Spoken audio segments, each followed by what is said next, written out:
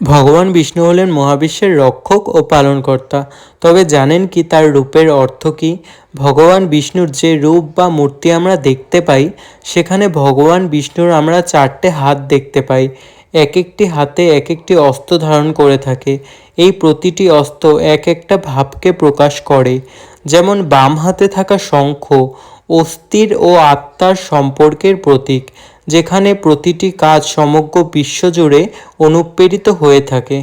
তার ডান হাতে থাকা সুদর্শন চক্র যুদ্ধের ভারসাম্য, ধার্মিকতা ও ধর্ম পুনরুদ্ধার করার জন্য যে ক্ষমতা, তা চিহ্নিত করে।